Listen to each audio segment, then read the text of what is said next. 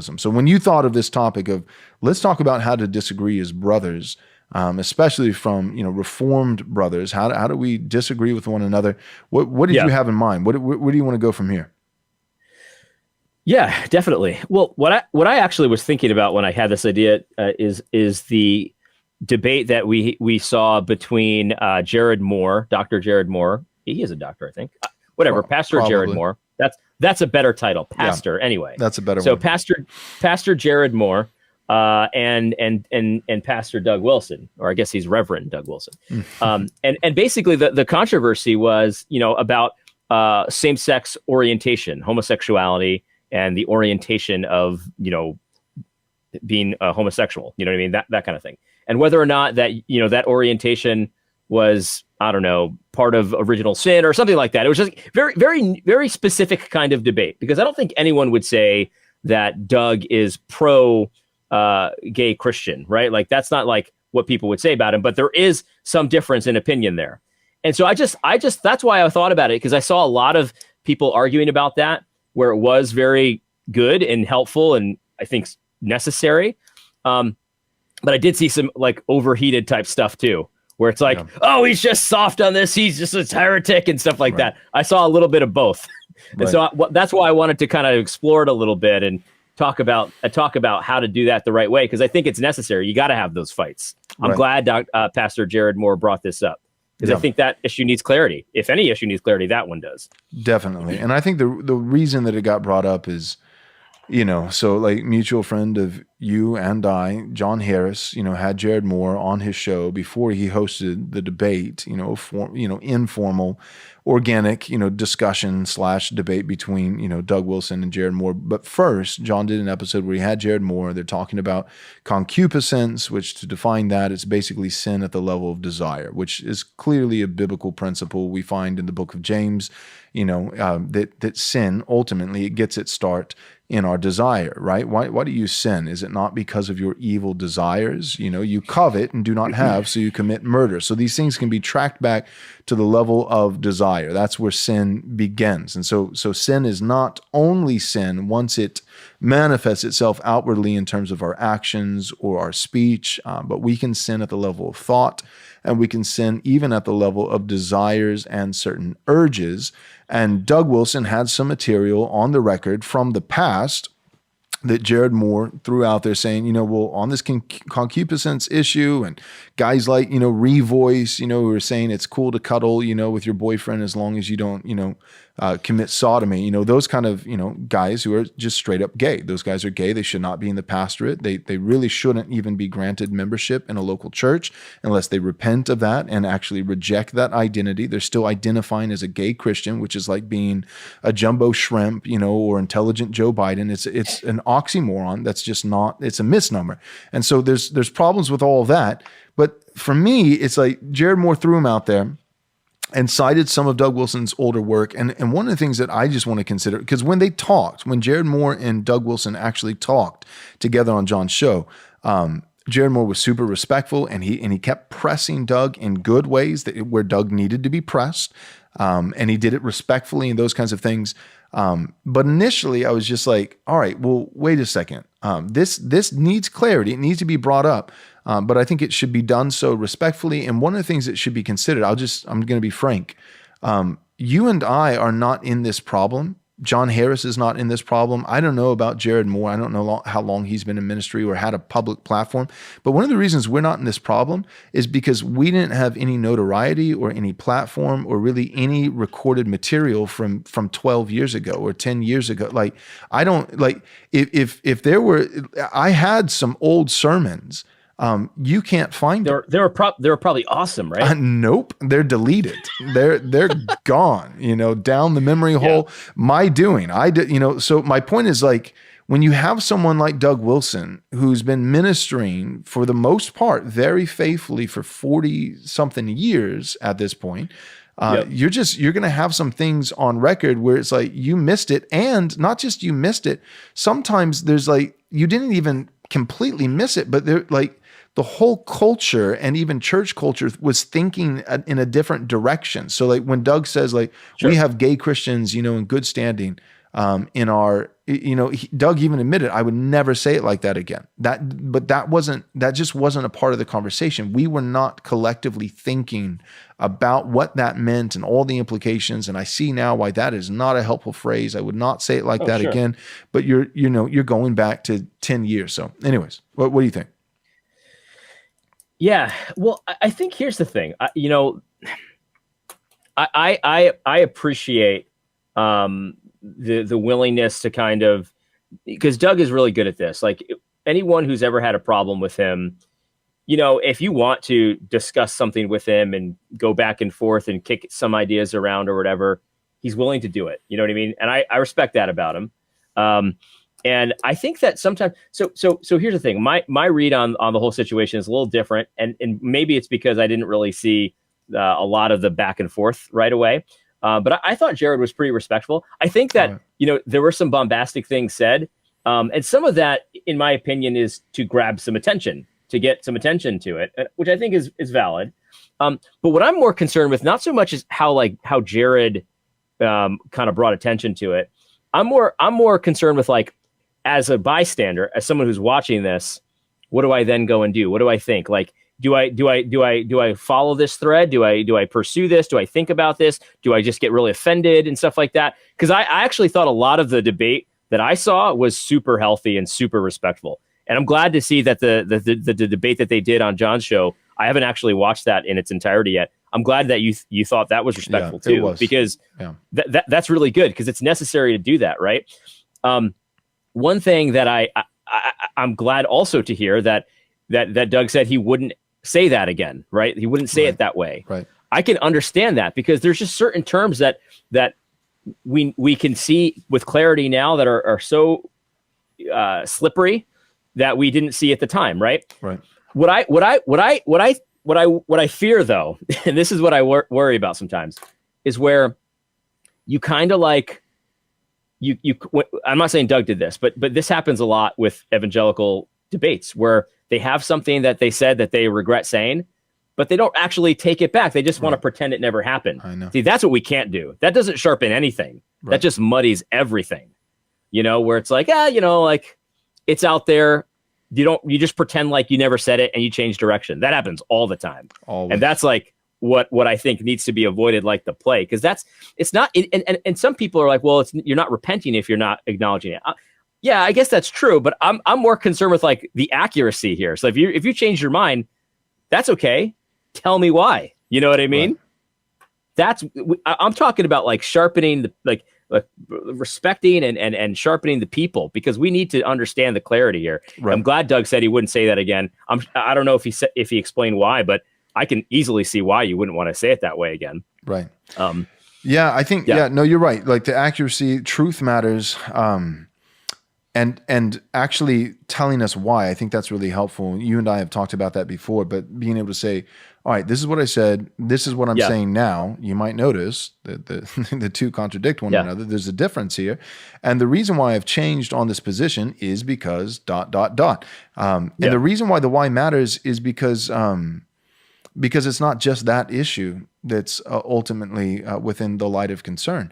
It's I want to see that you're the type of person who can think biblically, and actually is able to eat crow from time to time and exercise humility and be thoughtful and these kinds of things. Because if I see you change on a position and you tell me why, how are you more sanctified today than you were when you made the original remarks? How are you more mature? How are you more theologically astute? How have you grown? How have you improved?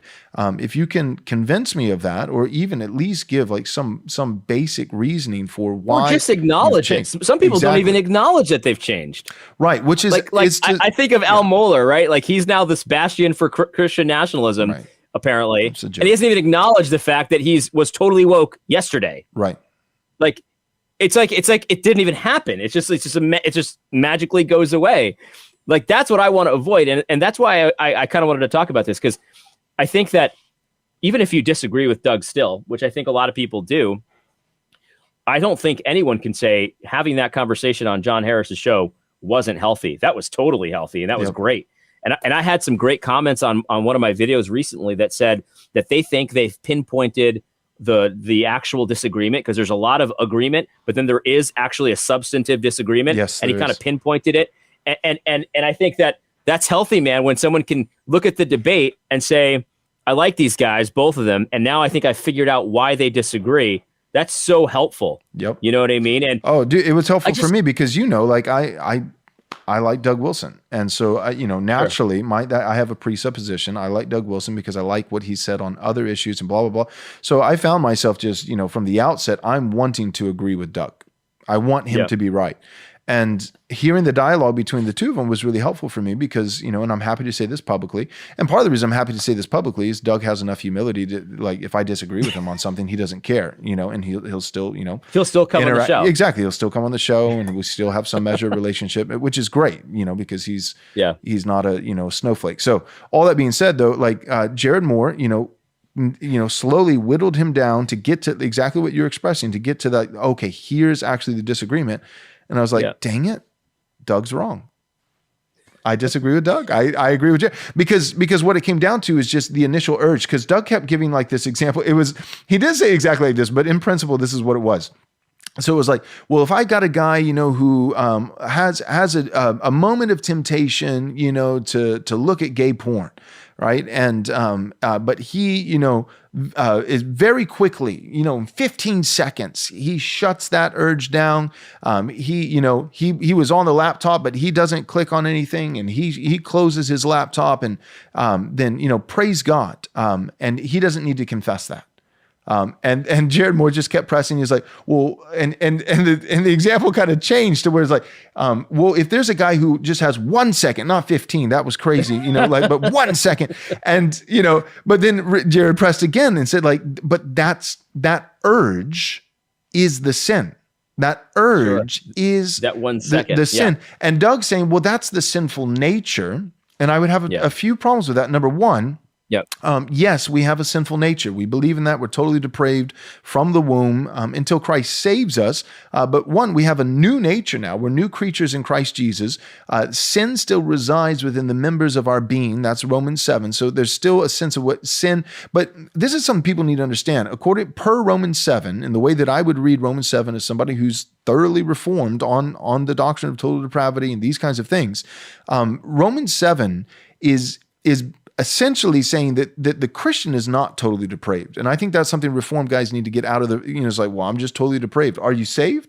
Because if you're saved, you're not totally depraved. Now, what you still have is you still have the flesh. And as long as we're in this life, we still have the flesh, and there are sinful desires which reside within the members of my being. So my flesh still has a propensity towards sin, but that's different than the sin nature. The unbeliever has the flesh and the sin nature. So to use like an analogy, if you're thinking like an egg, right? You got the egg white and you got the yolk, and let's say they're both bad. The unbeliever has the white, egg whites, and that's the flesh, and that's bent towards sin. It has a propensity towards sinful desires. And then they've got the yellow egg yolk, and that's the sin nature, and it's also bad. Well, the Christian still has the egg white and the fleshly sin. Sin still resides within his flesh, but the yolk has been transferred out, and in its place is some chocolate goodness center or whatever. And that's different. But the problem is that the last thing I'm going to say is just the problem that I think of is sin. Yes, sin still resides within the members of my being. I don't need to confess 24/7 for having sin within the members of my flesh. But there's something to be said for when the urge becomes conscience, and that's what Jared put his finger on and said. But wait a second, like because you're not just talking about going through the day as you're driving in your car to work, or as you're kissing your daughters and praying over them as they go to sleep. You're talking about a conscious, specific moment where you had conscious thoughts of desire. That's what you're repenting of. You're repenting of that moment of desire towards this thing.